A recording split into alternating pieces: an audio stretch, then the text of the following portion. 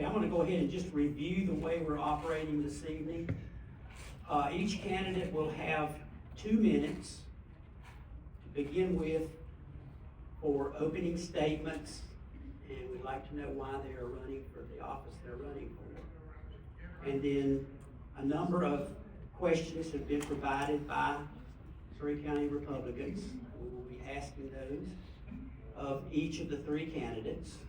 We will rotate who answers the questions.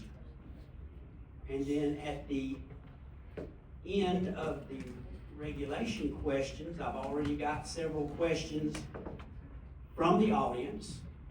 If you would like to ask a question as a member of the audience, there are pens and paper at the back of the room there. If you would make your way back there and write out legibly your question, then those questions will be taken to the front up here to our vetting committee.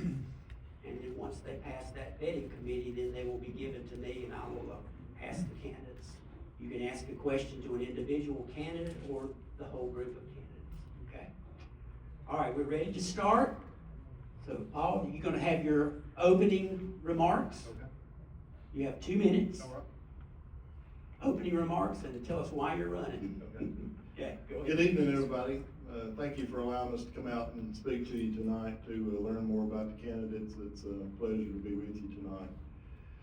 Just want to start out by telling you that 32 plus years of law enforcement, and I think you're going to see a common theme tonight with law enforcement, all 3 of us for law enforcement, but local law enforcement, I've spent 26 years at the Mount Airy Police Department and worked my way up through the ranks.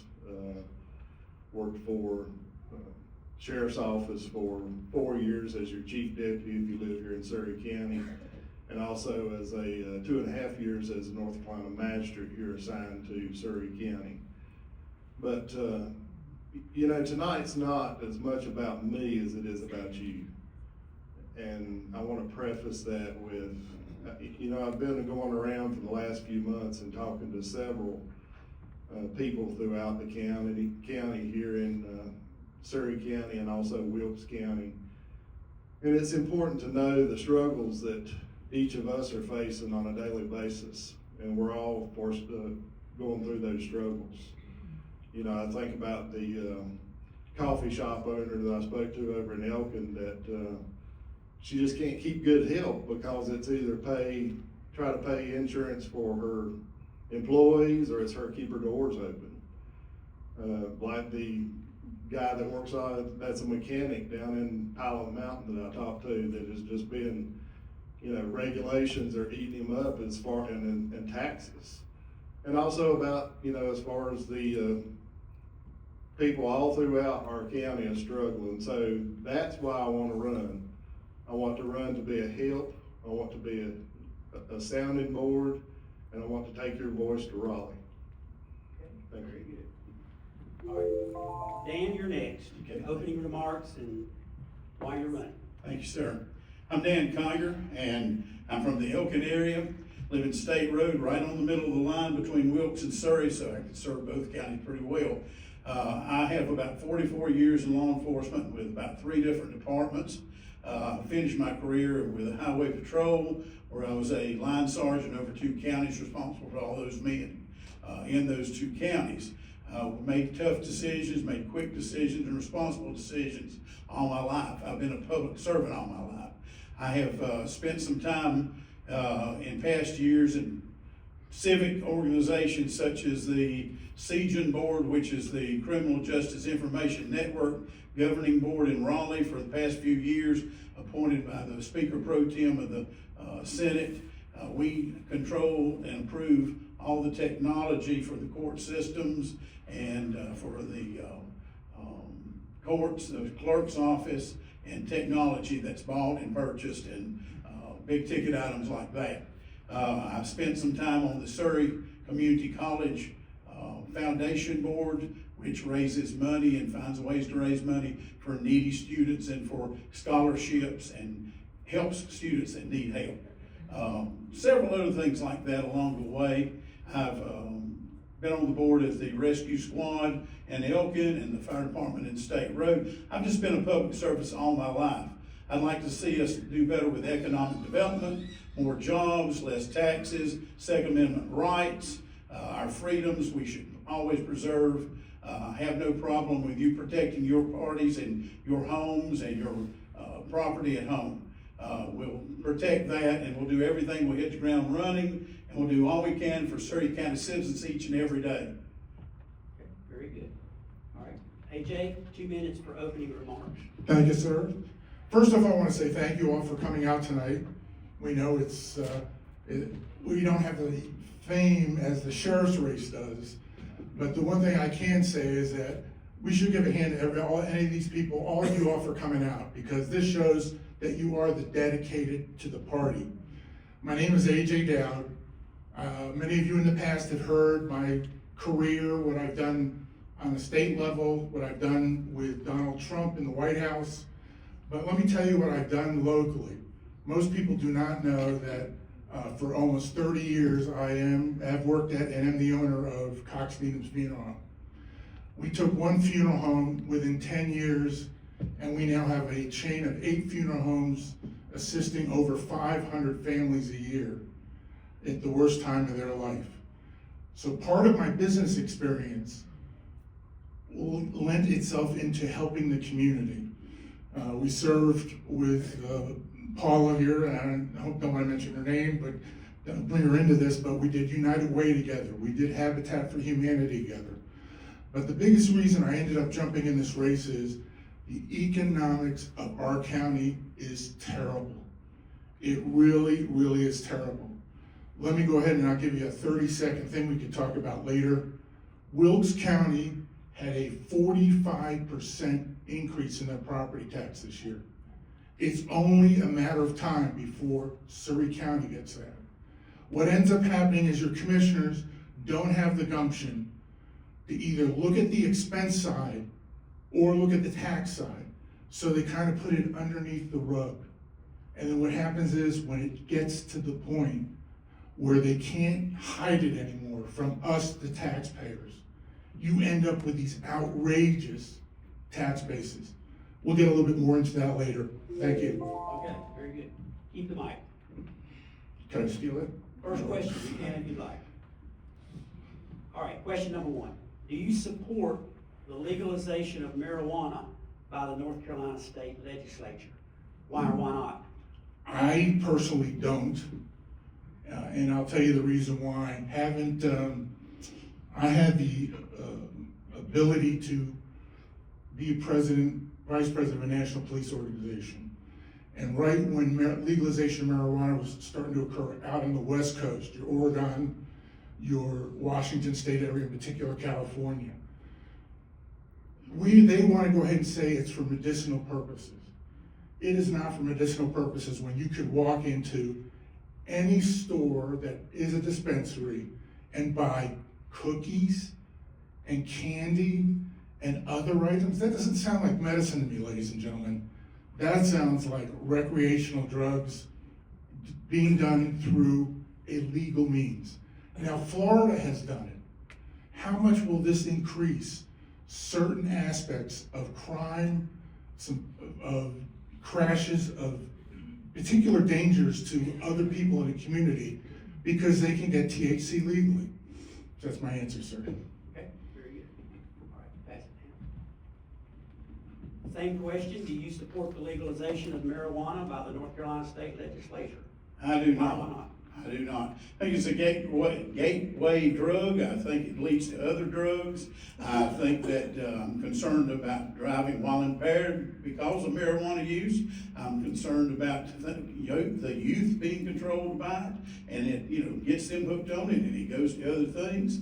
I would feel like if there was a reason for, a lot of people say, well, if it's a medical reason, maybe we could do something with that and we could tighten down the screws on that a little bit, be real careful. But from what I've learned and what I've researched, they give you more than you need and you can get ample supplies of it to the point that you don't use it all and it becomes something that you're selling to make money with also. So no, I do not support legalizing marijuana. Okay, very good. All right, same question. Paul? 32 years of putting people in jail and writing them citations for marijuana, I can't get on board with legalization of marijuana.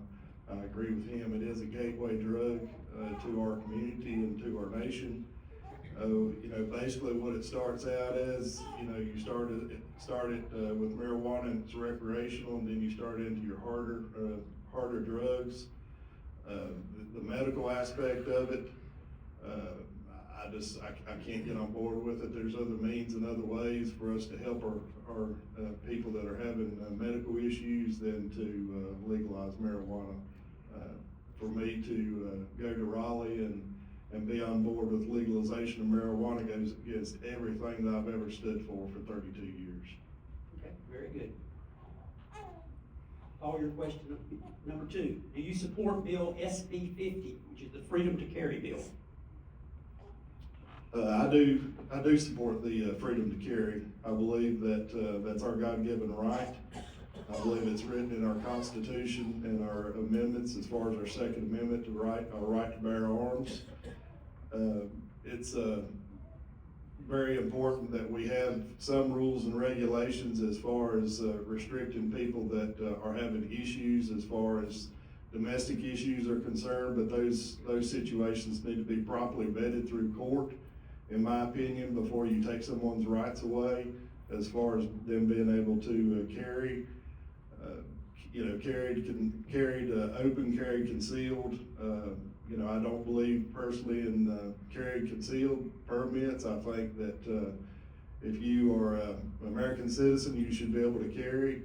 And it's up to a particular business. If they want to restrict you from entering their business, that's their option. You know, we should protect their rights too as a business owner. But as far as concealed carry or open carry, that's my stance on it. Okay, very good. Same question, Dan. Do you support Bill SB 50, which is freedom to carry? The concealed carry law is for honest Americans that abide by the law. The crooks are gonna have the guns, and they're not gonna abide by the law. So why should we have to have a concealed carry permit? I think most of the people in this room, and there are probably guns in this room, and it's a government building, but I think it should be, I think, you know, when you go to buy a gun, you've got to fill out the FBI form. They do a little vetting right there. And then as far as going to the sheriff's department and having to be vetted again, I don't think it's necessary. I think I would be a proponent for just carrying concealed would be fine. I don't have any problem. I'm strong on Second Amendment rights, and we've got to protect our freedoms. Okay. AJ, same question. Thank you. I just want to mention, I'm going to take a different tack. Yes, I am for open constitutional carry, but put your mind in the set of the framers of the Constitution. Were they in big cities? Did they have to get permits? Did they have to get tests? No. They needed to open carry or carry what they needed to protect themselves from their enemies, from wildlife. So why have we evolved into this state? We have evolved in this state through liberal states and liberal means.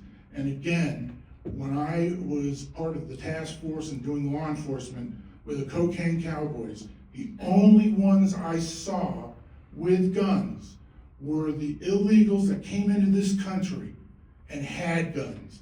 They didn't need a permit. They didn't need to ask anybody's permission.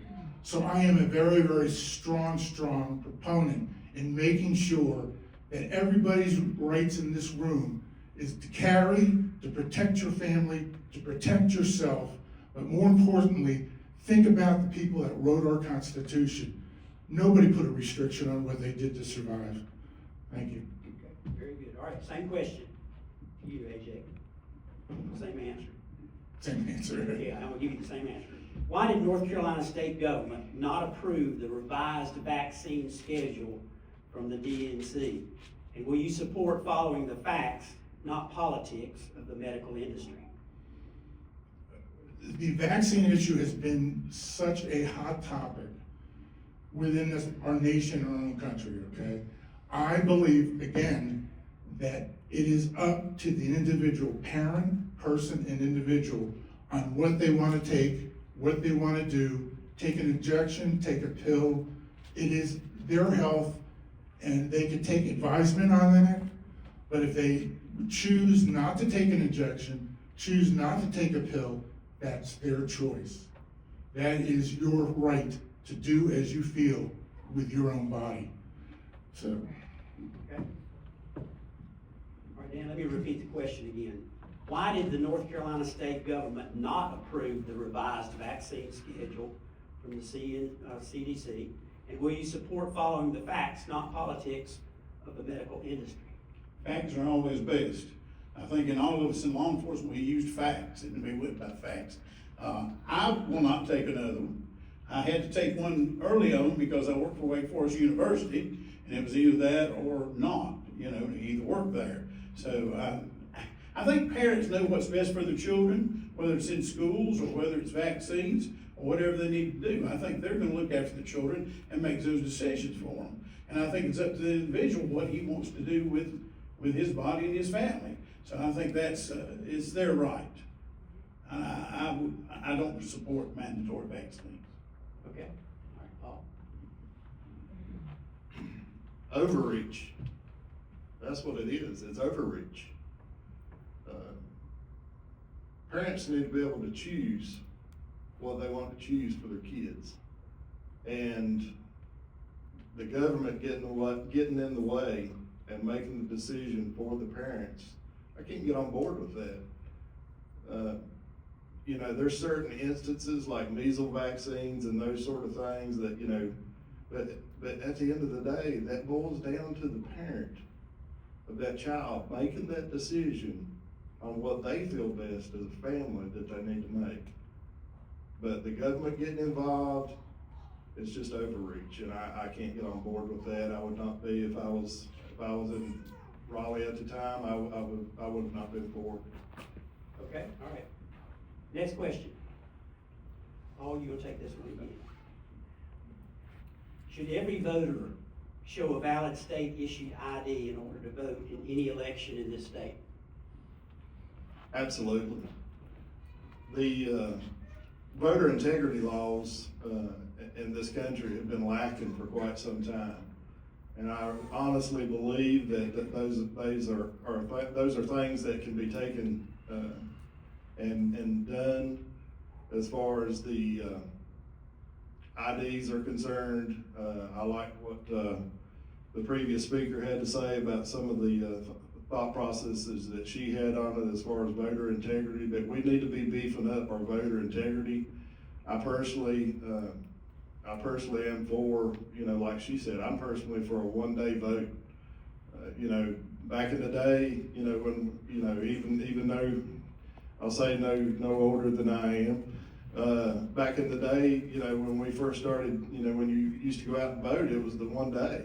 And now it drags on for 2 weeks at a time, and that's great. I want everybody that can vote to be able to vote. But at the same time, things need to be set in place. There needs to be mechanisms in place, and I think voter ID is one of those things that is a key component. I think it's common sense, to be honest with you. And I think it should be done on a national level, but of course it should be done on the state level. Okay, and same question. Should every voter show a valid ID issued in order to vote in every election in the state? Yes, sir, I believe that.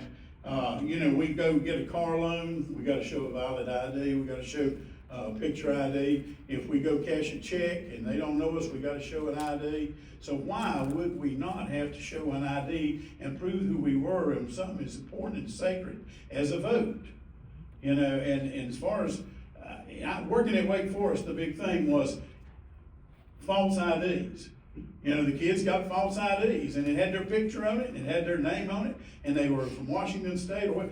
You can get them on the internet. We really need to be strong about that. And all these guys in here that are involved in the Republican Party, I was chairman twice, and all we talked about was voter integrity and one-day votes and doing something that would protect that sanctity of of really people voting who they are. There's always ways to get around it. I agree that we probably should have a national holiday and all vote one day.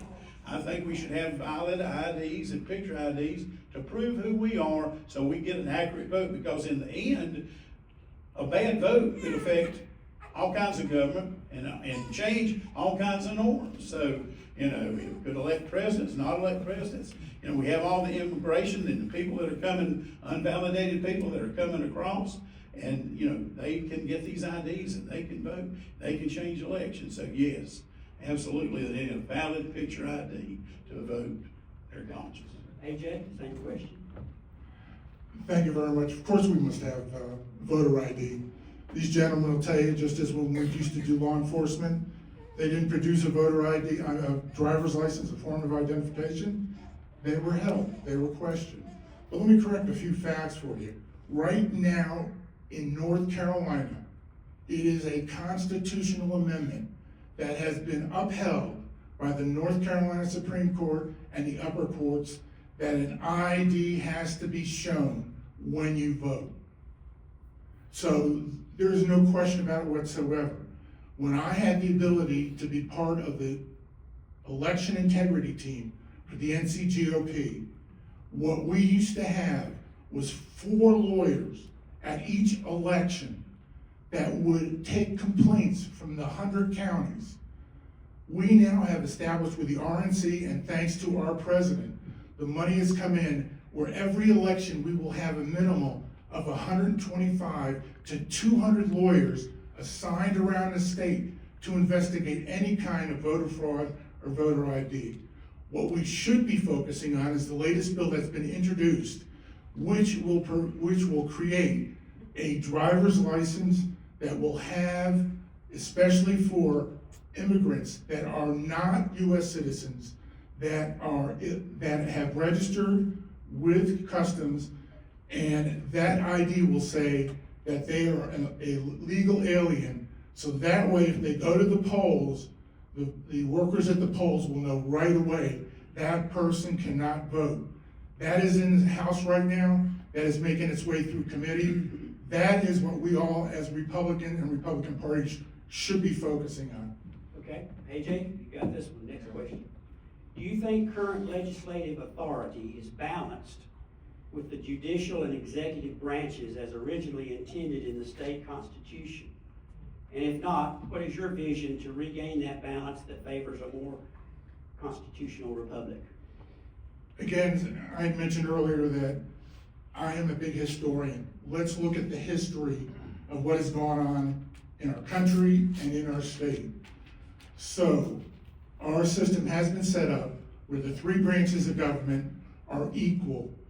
Okay, what has occurred though is the times, the history. So one branch leans a little bit this way, one branch leans a little bit that way. Ladies and gentlemen, the Republicans and the conservatives in this state had to wait 120 years to get to the position that we have right now, legislatively, and the NCGOP had to create a task force of judicial task force to go ahead and get the courts converted over from one conservative justice to now where there's only one liberal justice. So yes, it is balanced in my opinion only because time and history has swayed back and forth, and that has proven that it is a successful system and a successful constitution, both with our state and both with our nation.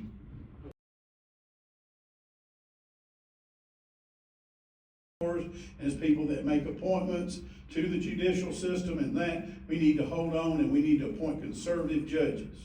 And as long as we do that, we'll be in control. I agree with what both of them have said. You know, it kind of boils down to stay in your lane. The legislation needs to be doing legislative work for the people. The situations where it, you know, you talk about the judicial system, they're there to interpret the law and to follow the law, and that's it. The will of the people should be done through the legislative work that, you know, from you sending people down to the legislation to go through those committees and enact laws that we follow, day in and day out here in North Carolina. And so that's my stance on, as far as that's concerned. Okay, if you'll pass that to, Dan, we're gonna let him take the first question, or next question. What are your views on limited government? I'm for less government. I am absolutely for less government. Less government intervention in our homes and our freedoms. Like you say, oversight. We need to control things. I know the DAVE Act just got enacted in the last legislature, and that is a division of accountancy and value and so forth that looks, it's kind of like the Doge thing in the United States government. They are going to look into how much we spend and who overspends and try to save money so that we can put money into other places. But I don't like government telling us what to do all the time. And if I go to Raleigh, I will be able to say no from time to time, and I will be able to be my own person. And I know when we go down there as freshmen, that we'll look like lambs and all the wolves will be after us, but we'll hold on to our values and we'll do what's best for the people of Surry and Wilkes County. Okay, very good. All right, AJ, your views on limited government? Of course we don't want limited government. Government has gotten too much into our lives and has taken too much from our pockets. What we need to do is we need to look at it. Mention the DAVE Act. Dave Bolick is a friend of mine. He called me consistently when Pilot Mountain was in trouble. We have a lot of serious problems in this county, ladies and gentlemen. Financially, how it's being managed, how it's being run, and typical government, elected people in our government system have a habit of creating laws and creating committees and creating things. Instead of reducing the size of government, they make it bigger. Why? So they can hide the mistakes that are being made and the decisions that are being made. We have to take a stand and say no more bigger government. We have to trim down what has happened with our big government. Give you a perfect example. Used to do SRO work, used to do a lot with juveniles. Let's get rid of Department of Education. President Trump has started going that way. The states need to decide how to educate, not the federal government, and not make students study just to pass tests so they can get federal funding. So yes, we have a lot of work to do. There's a lot of stuff that we need to do, but we all need to do it together as conservatives to get government back on track where it should go. Okay. Same question. Your views on limited government? Limited government, I don't think any of us would be sitting in here tonight if we didn't agree on that. The government is supposed to be here to help us, not to hinder us. It's supposed to help our lives be better, not make it more difficult. I was talking, at the very beginning, I mentioned a couple of situations, and I was talking to a young family just starting out a couple of weeks ago in Mount Airy, and they were talking about how that it just seems like at every turn that they make, that the government is, it's taxes, it's the inflation, it's trying to go, fill your car up with gas, and you don't know whether you're going to fill the car up with gas or you're going to, pay your bills this month, but you got to pay the gas in order to get to work, or you got to pay your medical insurance, which is a big thing that I'm hearing all across the two counties that we would represent. But limited government, so many promises get made to us year after year, election after election. And it's time that those people that are making those empty promises to us, that we bring them home. We just need to bring them home, because they are going into these positions, whether it be in Raleigh, whether it be up in Washington, D.C., and they're making these promises to us just to get into a position to where they want position, they want authority, and then they forget how it's like to make ends meet from week to week, like the average person here in Surry and Wilkes County. So I'm all about limited government, and if I go to Raleigh, I'll do my best to make it even more limited. Dan, let's go back to you again. AI is impacting corporate America by replacing white-collar management and administrative jobs, but is showing little impact on the skilled trades. How can this state lead the way in rejuvenating and revigorating the skilled trades for our youth?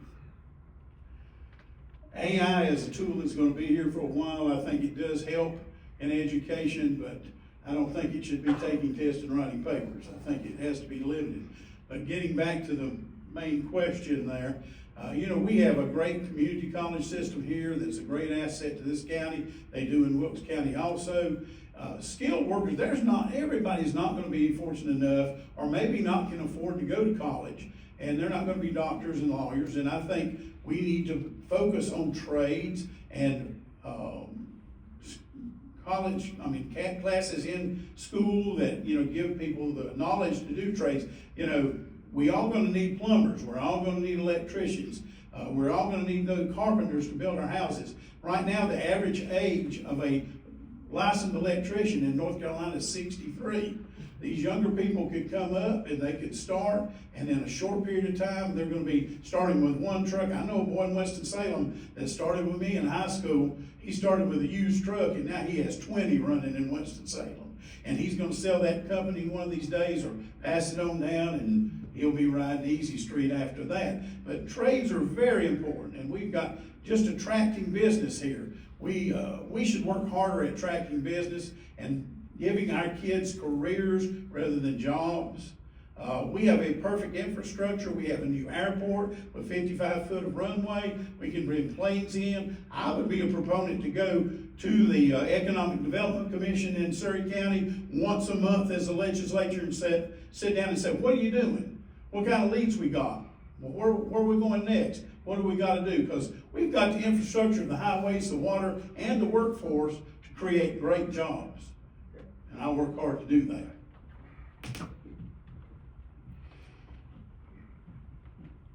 Let's all not forget that our vocational skills and our vocational teachings were killed and stopped by Bill Clinton. The everybody must get a degree was done by the Clintons. Why? Because they wanted to create a higher class than a working class. And that was completely wrong, because the majority of us in this room at some point or some time studied vocational or trades. I had a gentleman who's a welder by the name of Daryl Calloway, good friend of mine. He came to me and he goes, when you get to Raleigh, I need help because I want to start charter schools for vocational services. And I said, what an incredible idea. Because our school systems have to rely on their budgets, they have to rely on what goes on, but if we open the door with charter schools in the private industry in creating the vocational schools, that will increase the gap that is needed for vocational trades to grow, and thus we can get back to normal again by teaching people a skill as opposed to getting just a paper degree and not a job.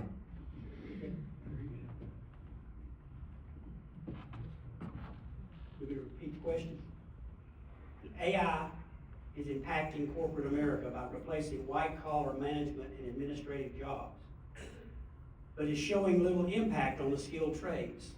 How can this state lead the way in rejuvenating and re-innovating the skilled trades for our youth?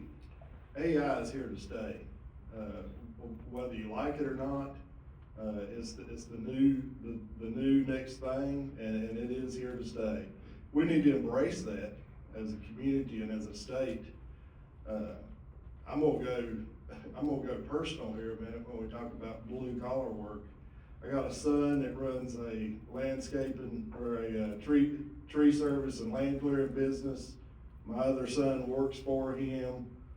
I've got a deputy sitting there, a police officer sitting there, a retired police officer sitting there, a line worker sitting there, another one, my son-in-law works for the power company. So blue collar work, yeah, that's the bread and butter of this country, and we need to be embracing it. We need to get involved. In my opinion, we need to be getting involved sooner with our children. We need, in my opinion, we need to even start as early as middle school, starting to tell these kids in middle school, opening up the possibility of being able to do blue collar work. There's absolutely nothing wrong with blue collar work. It's the bread and butter of this country. It's what makes this country roll every day. And the people that do that should be commended. They should be well paid for it. And we should be looking at that as an opportunity for us as a community and us as a state to push with our community college system and look at our high schools and our middle schools and look at these kids that are coming up and tell them, hey, these are the kind of jobs that you can get, and this is the kind of money that you can make. You can make good money being a blue collar worker. There's nothing, absolutely nothing wrong with it. Proud of my youngins for doing it. Okay. Let's pass it to AJ for the next question. What will you do, if elected, to force approval of an annual budget instead of just routine continuing resolutions? I am so glad you asked that question. You do not know how much I ask that question. The number one item I get asked all the time, not because I'm running for this office, but because I have a lot of friends around the state, a lot of friends. So let's raise your hand here. Anybody who's a state employee, city employee, or retiree, just raise your hand for a second. Okay. Here is the biggest problem we have. Speaking to my friends from the Trooper Association, right down to, I got a call the other day from a retired Fayetteville police officer that I know. Holding the budget right now is a egotistical thing that's going on. We have a new speaker, Diston Hall. By the way, I was at the meeting that swore him in. We have Phil Berger, who's running for his race. And right now, they have two differences of opinion over something really stupid. The ones of you all that raised your hands, what's holding up this budget from being frozen is preventing you from getting your cost of living increases. And that is the truth. So because you have two people in Raleigh having a power struggle, excuse me ladies, or a pissing match, they are hurting you all as the regular citizens. My question I have is, who will have the guts to stand up to leadership and say, this is wrong, not on my watch. I've done it before with leadership in the party. I've done it with US senators. I've done it with congressmen. I will make sure that things does not hurt this district or you all as individuals and affect your pay or your pension. Thank you. Go to Dan next. What will you do to force approval of an annual budget instead of just routine continuation of resolutions? Well, we'll have to build relationships with legislators when we get there, and we'll have to maybe even reach across the line a little bit to make things happen. But you can be assured that he's right about one thing: teachers, state employees, Neal's employees, retired troopers, police officers, all of these raises are being held up because of Raleigh arguing. The House is wanting, they're wanting to be slow on raising taxes or lowering taxes, and the Senate is wanting to do another thing. The Senate's wanting to build a big $1 billion hospital in Apex, and they can't come to terms with that with the House, and it's just bickering back and forth and gerrymandering and trying to bend each other's ear to get what they want. They're not always going to have to get what they want. We're going to have to be effective, and we're going to have to bring forth what we need to do to make that happen. This should never have gone on this long. This is the only state in the United States that doesn't have a fixed budget. Now, we have many budgets that will allow us to continue functioning like we're functioning now. We've still got lights on here and we're still doing things, but those raises and things that people need and new equipment that you might need in the clerk's office and things like that is being held up because the legislators are bickering back and forth and this one's wanting this, that one's wanting that, and they're just art of the deal. But it shouldn't go on this long.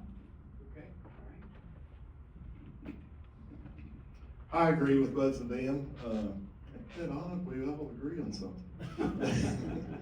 But seriously, I've worked for the state. I've worked for county and local government over my 32 years, and it is aggravating.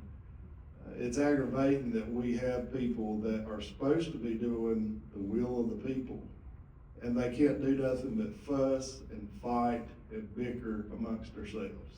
Now, they'll be held to pay for whichever one of us goes down, us three having that standpoint on that, but I'm willing to take that because I don't work for them, I work for you. So, you know, my take on it would be that, you know, the budget, there's absolutely no reason why it should be political strong-arming. And that's what it is. It's political strong-arming. It's back and forth, you know, well, I'm not gonna do this if you do this, or I'm gonna do that if you do this. What they need to do is they need to remember where they come from, and they need to get back to doing the will of the people, not fighting amongst themselves and having certain agendas about the particular things that they want in their particular county. You know, it's bigger than all of us, and the state budget is it's huge, but it takes a lot to run this state. But along with that comes the responsibility that they should be taking, and they should be taking it seriously, not using it as a strong arm tactic to get back at each other. And I want this in my area, so I'm gonna hold off. Or as far as other things, as someone said earlier, as far as the budget is concerned, and you grouping all these things together in order to pass a budget. Okay, time. So let you keep this one since you're standing over there.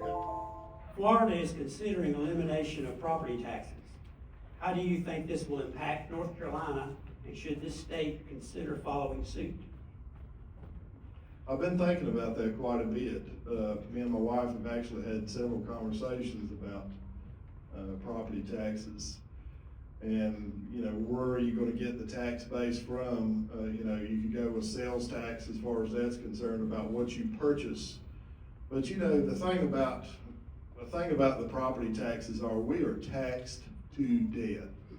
And we're taxed multiple times. You go out and buy a car, you pay taxes on it. Then every year when when your tax come due, you gotta pay taxes on it again. And all of us look around and be like, how many times have I got to pay taxes on this? Well, you're going to pay taxes on it as long as you got it. And so I would be open, as far as North Carolina is concerned, to looking at something similar that Florida is looking at. I'm glad to see that they are spearheading this thing first, so we could see how it plays out in Florida. And evaluate that, and we got time to evaluate that and look at it and see how it does for Florida. And if it does good for Florida, how come it can't do good for North Carolina? Okay, very good. I think one of the things that I hear more about than anything is the older gentleman or the older family that's on a fixed income that has paid their house off many years ago, and they still have to pay property taxes on it continually until they die. And then after things don't increase and their income doesn't increase, and then their house raises in value and the taxes raise in value, and they get to the point they've got to sell their house and move into something else or live less because they can't pay those taxes. I think there ought to be a cap, absolutely a cap put on taxes for the older folks that have paid their house off, and there ought to be a flat level tax that they pay and not increase when everything else increases. I think that would help older people more than anything. And obviously there's always ways of looking at it, and you want to do the research, you want to be open, you want to look at it, and if we can do that, then I think we ought to be able to do that. But especially for the old folks. Okay, AJ? Let me go ahead and first tell you all here in the audience that the Speaker of the House about a month and a half ago appointed a new committee on reduction of property tax. Brian Escobedo from Union County, good friend of mine, is a co-chair of that particular committee. Let's see how things worked out the way they ended up doing. So if you look at states that have grown fast, such as Florida, and we are now in the top 3 or 4 fastest growing states, There is a property exemption for veterans, seniors. If you're a resident of Florida, you get an exemption from your tax. If you're retired law enforcement, any emergency service, you have exemptions on your property tax. So I can see where Florida is going with eliminating the property tax. Why? Because they have tourist tax. They have everybody who goes to Disney World paying additional higher taxes at restaurants, at hotels. Now, what has been brought into play is leading them to do this is, which was mentioned by Michelle Barr earlier, is now that we get in China and a lot of foreign countries investing and buying our property, Florida, one of the things they're doing is they are looking at higher than normal property tax for a resident to offset that would be our property tax. And North Carolina needs to establish a model close to Florida so we all can reduce our taxes to nothing or next to nothing. We have to make China and all these foreign countries pay for having property in our country, and they're paying the same tax rate you are. We have to go ahead, there is a solution, it needs to be worked out. Okay, very well. Pass it to Dan. All right, this concludes the questions from the party, and now we're going to address those questions from the audience. The first one is for all candidates. Do you support legislation that requires ethics training and financial disclosure for all elected officials in North Carolina? Hell yes. Absolutely, and I do it every year because I'm on these boards with the state. I have to do that thing. It is the most boring thing, and it takes about 3 hours to do, but I have to do it. And yes, you have to have ethics. That's the base of anything. I will always be honest. I will always be open, and I'll always be available to my constituents. And they can call me. I will see them on the weekends when I'm home. But yes, if you don't have ethics, you don't have anything. So absolutely. Okay. Same question. Do you support legislation that requires ethics training and financial disclosure for all elected officials in North Carolina? Yes. 32 years of law enforcement, I've lived my life of ethics and integrity, serving you, the people of Surry County. And I think anybody that holds a public office ought to have integrity, and they ought to have to go through these classes. I just went through one, for us running, we have to go through an ethics class. I just went through it this past week. If you don't, and I'm like Dan, me and him agree again on this, if you don't have integrity and you don't have values, then you don't have nothing. Okay. So I believe, as you say, when you answered the question, I said immediately, hell yes. Let me tell you the reason why. When the Republicans were in charge of the governorship, there were 2 openings in the lottery. It's a $5 billion a year budget. Out of 7 people that were selected, mostly politicos, I was picked by the governor because of my master's degree. My business has 75 employees. I'm located in 3 states. I've worked on police budgets in my career. So when we went, myself and Chris Skew, who's the sheriff of Wilkes County, were appointed by him.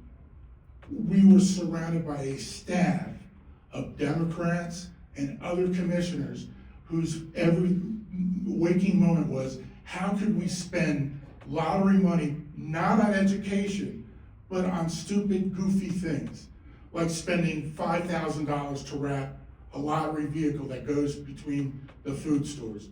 Or my personal favorite was they wanted to put emergency generators in just the ticket areas, not the areas that had the vital information about statistics. Ladies and gentlemen, our county is in trouble.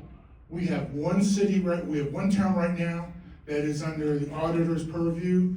We have another town here in our county that has a pension problem. They're $300,000 upside down.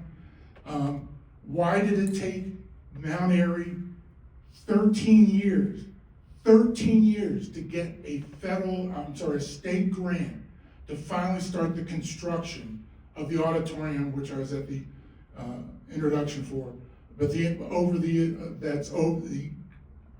construction of the convention center, which is going on now. 13 years.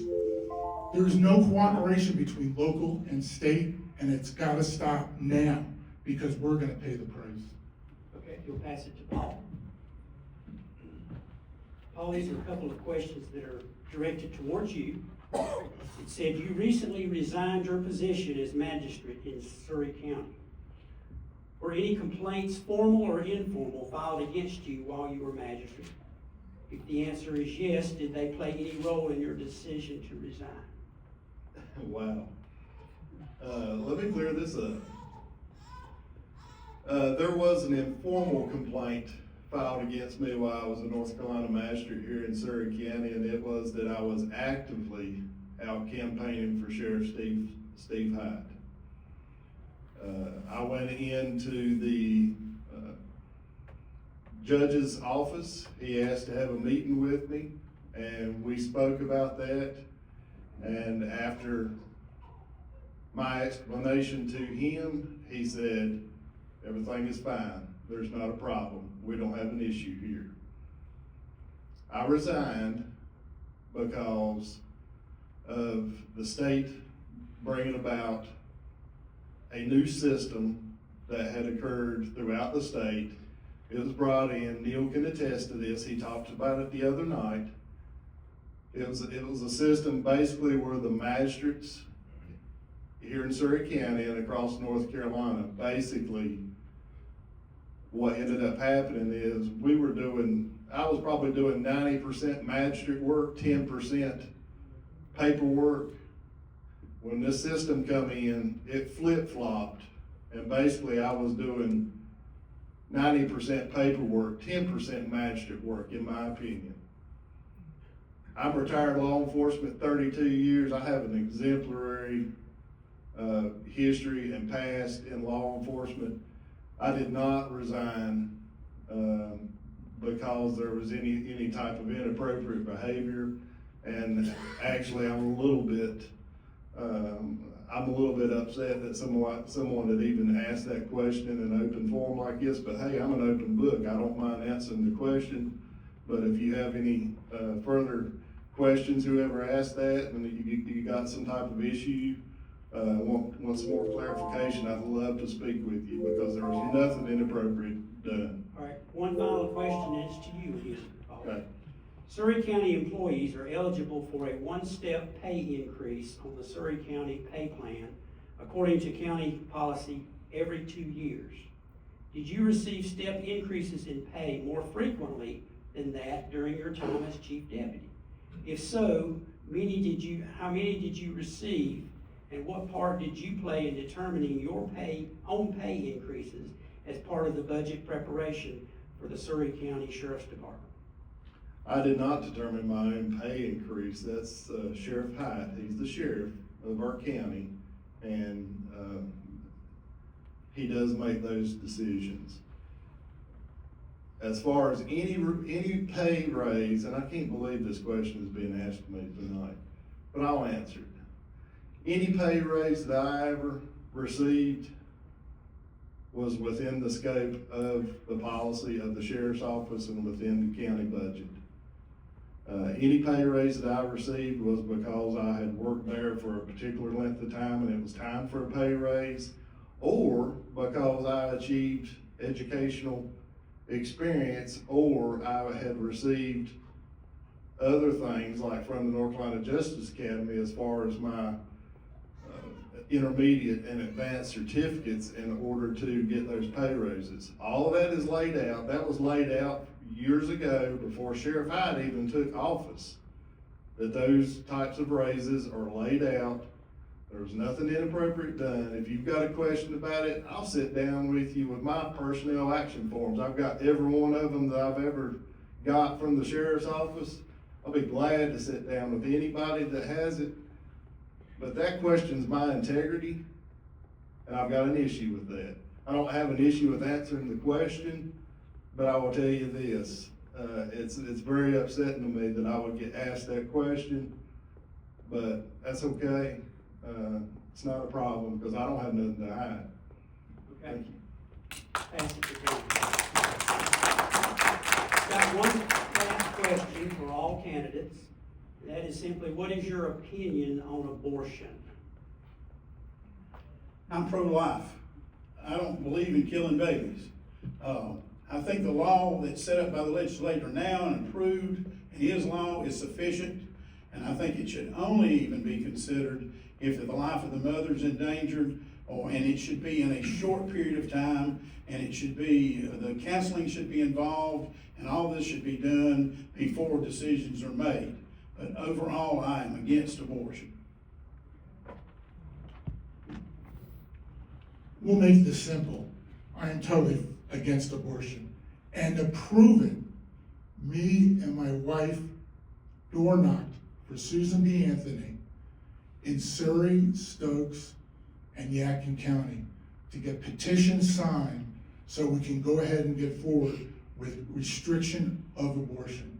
So not only am I saying to you that I despise abortion, I despise the taking of life, but I also work and door knocked, me and my wife, for in thousands of doors to make sure it became law.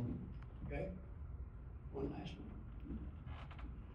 The simplest question I've been asked tonight. I'm totally against abortion. Life begins at conception. And that's a reverent thing between a man and a woman and God. And I'm fully against abortion. Okay, while you're up there, Paul, just remain standing. Your closing remarks. You have 2 minutes for your closing remarks, please. Well, I can't say it's not been an interesting night, but that's okay, because you know what? I can take the tough questions, and I'm not afraid to take the tough questions. That's okay.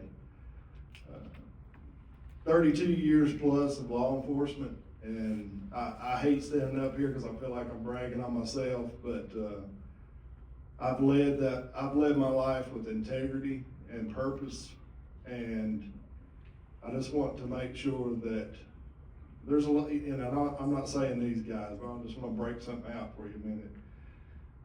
All across the country, in little area, in little meetings like this right here, there's going to be people that are going to be standing up in front of people just like you, making all types of promises.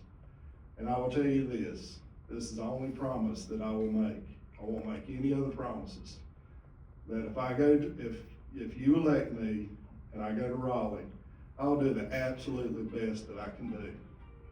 And I hope that you know that that's all anybody can ask for. And I don't need 50 minutes and 50 seconds to answer the rest of it. I've done it. Read the question again. You've got 2 minutes for your closing. Oh, okay. Closing arguments there. Thought up on questions. Well, like I said, most all of us have been in public service. I've been a public servant all my life. I think we need less government. I think we need to cut red tape for farmers and for small businessmen. Small businessmen are the backbone of our county and our area here. It shapes the culture of our communities. It employs people. I think we need to bring and seek aggressively more careers and more businesses for our counties. I will promise you this. We're going to make another promise, Paul. I promise you this, that I will be accountable. I will be open. I'll be accessible. I will call you back. My door, like Thad Ewer, who was Secretary of State for 35 years, went into the office the first day in the Capitol and put a 16-penny nail through his door. And he said, that door will never shut to the public. That's the way I feel. And on the weekends when I'm home, I'll be sitting on the tailgate of the pickup truck in Trap Hill talking about what your problems are and see what we can do to help you. I'm big on constituent service, and if you need something, I'm there. I will always stand up for the welfare and the good and the progress for Surry and Wilkes County. I don't deal in negativity, I deal in productivity. So you can count on me to do the job. I'll be there at every vote, and when I'm at home, I'll be at the GOP meetings, and I'll consult my mayors and my county commissioners and work close with them to make Surry County and Wilkes County thrive. Thank you. Okay. I just want to bring up something really quick. The transparency that we mentioned earlier never finished what I was intending on saying. Pilot Mountain is in trouble because their elected officials gave carte blanche to their town manager. And he went out and spent it to the point where it hurt local businesses. I have 75 employees that depend on the economy of not only Pilot Mountain, but on the economy of Surry and Wilkes County. All I can tell you is this, ladies and gentlemen, I know the system. Brandon Jones, who's the majority leader, he and I went to a Graham Christian conference probably about 3 or 4 years ago. Half the people that are in the GA, I've either been to their funerals, I've either ran the meetings where they've been appointed for the General Assembly. I know the system. I've gotten things passed. When Pilot Mountain had nobody downtown, nobody to rent any of those stores, I was president of the Merchants Association. I picked up the phone, called a few people, this was about a decade ago, got a $50,000 grant to redirect and replan what's going on in Pilot Mountain. Every one of the stores downtown is full. Our economy is growing, but sadly enough, our elected officials have put this under a watch under the auditor's office.